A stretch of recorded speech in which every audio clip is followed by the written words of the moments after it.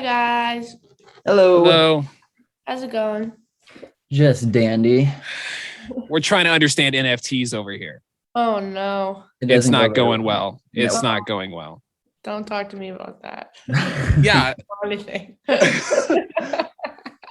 the last time we talked to you, I think what we were talking was Lollapalooza, I think, and you had just found out you were going to do that like sideshow. What was it, an acoustic version? Yeah. Yeah. Oh my God, that was forever ago. It feels like it. It's all a blur. Wow. I was telling Jackson it was a blur because he gave me like 8 Bud Lights in 5 hours, and I was just Well, that too. trying to do interviews under that pressure. Come on. We shotgunned with a few artists. It wasn't bad. You did. Anyways, Tate, since that happened, you released this new song that we're playing on the radio now. Tell us a little bit about making that song and how that went for you. This song was very funny. I actually originally wrote it by myself as a ballad. And it was honestly just a song about like jealousy and comparison. And I just wanted to write a song about, me scrolling through my phone every single day and, just whatever. Right. Just wanting to be anyone other than yourself, honestly. And I kind of like came to this conclusion of this idea. She's all I want to be. So I went in, tracked it with this like insane producer. His name's Greg. He does like all of Adele's stuff. Like he's just like a god in the music industry. Oh, geez. Yeah, like he's incredible. And then I basically just said, I was like, is there any way you can like make this into a punk song? I have no idea how you would do this, but whatever, just like try. And then he came back like 4 hours later with like this song. And I was like, oh, okay, it's cool. You wrote it all so by how do you, yeah. I did. How do you go from a slow song to something like that? That just blows my mind. I have no idea. I have no idea how it like translated because the vocals never changed. Like I tracked it as a slow song and those are still the same vocals. What? Isn't that crazy? Like I'm like playing it back in my head right now. I think I just wrote like a really fast ballad. Like I think that's what happened. Was it fast paced originally, kind of? It was the same speed. Okay. We just literally turned into a. I have no idea how it like works. But Gray's a mastermind. Yes. Well, Holy damn. cow.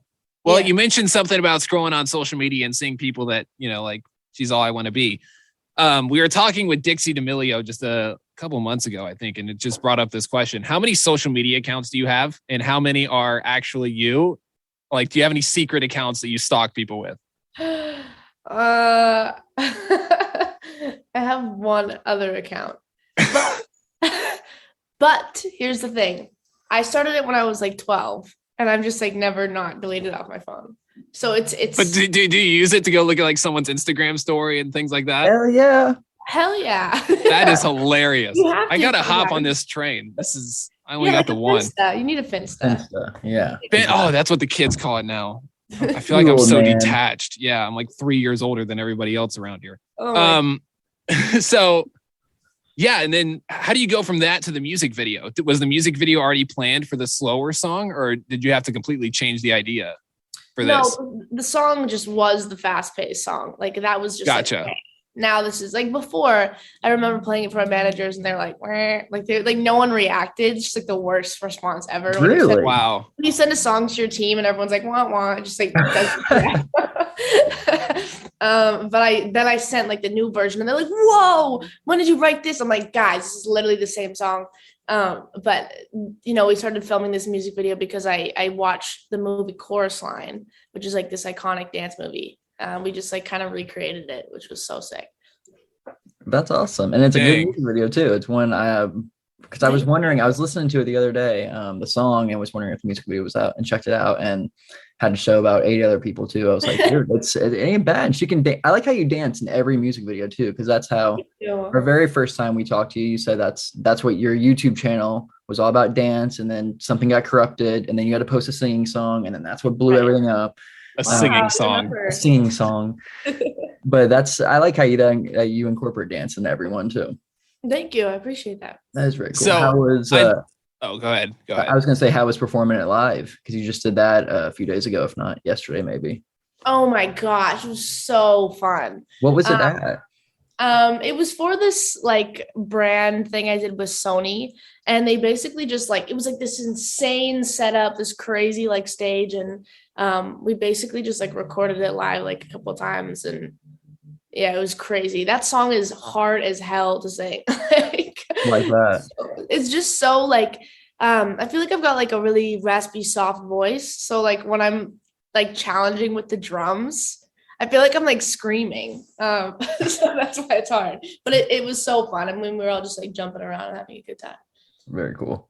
So I wanted to ask you, and I think you kind of answered this question, but I wanted to backtrack on it. So obviously your song "You Broke Me First," it's wild. I mean, we're still playing it as a recurrent. I mean, it's still relevant today. Crazy. Did you get a similar feeling when creating this song, or was it completely different? I mean, with choosing songs, it's like weird. You just have to get like the feeling. So weird. Like it's not like it's very black and white. You just have to you just have to connect to it in a weird way. And I think this song was just super relatable for me, just as "You Broke Me First" was. I think like I showed "You Broke Me First" to my mom the first time, and she was like, "God, you're still writing about that boy." And I was like, that was like the first thing she said about the song. So like, that's awesome. You know, like no one really cared about it, but I like really cared about it. And I think that if you as an artist like really care for it, then it's gonna obviously translate over to your fans. So yeah. Heck yeah. That's very cool. What's happening next with you? Oh my gosh, it's so busy right now. I'm about to leave on my first ever headlining tour, like real tour. That's in Europe, right? Until like July. Yeah, it's like US, Europe, UK. I'm going to Australia at some point. Oh, geez. I know. And then I'm releasing my debut album. And then I'm going on tour with Shawn Mendes in the fall. So yeah, it's gonna be busy. Big. Do you have a release date for that album yet? We're figuring it out right now. It keeps getting pushed back, but I think it's gonna be soon for sure. Is it all like finished and you're just like working out the details now? Yeah, it's finished. We like went into the studio and listened to it fully from the start to finish the other day, and I think I'm pumped about it. Heck yeah! How many songs?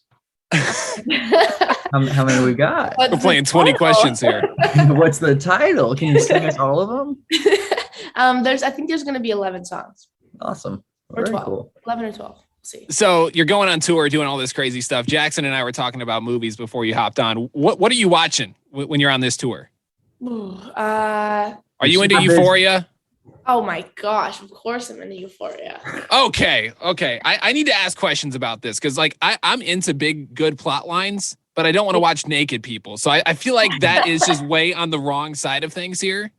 Is there too much of it, or is it like I mean, I think if you look at it from an art perspective of like taking everything to the extreme, I mean, literally people do the craziest shit and like even like contemporary ballet shows. You know what I mean? Like they're literally butt naked on stage. But if you consider it art, I go to the wrong ballets. Holy shit. I think there's just, if you look at it from a part of like the visuals are stunning and like as a storyline, I mean, there's definitely extreme. It's like very extreme. Like I think that's the whole point of it, like exhausting every single topic. But yeah, I mean, it is very crazy. Like, I think it's like definitely catching the attention of the entire internet. So, wow. Yeah. I don't know. Doing anything else in free time besides Euphoria then? With a super busy schedule? Right now, I don't have any free time. Yeah. I just literally been working, but hopefully on tour, I can get into some good shows again. I was going to say, I see the talent. I see the talent lanyard behind you. It's like you just came from somewhere too. I don't know why that's on there. It's nonstop busy. Well, thank you for sitting down with us. Of course. Nice talking to you guys again. Absolutely. Yes. I think it's what, third time now, Tommy? I have no idea. I have lost track with everything. I blame it on the Bud Light, you idiot. You're welcome.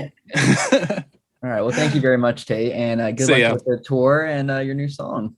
Thanks, guys. All right. See ya.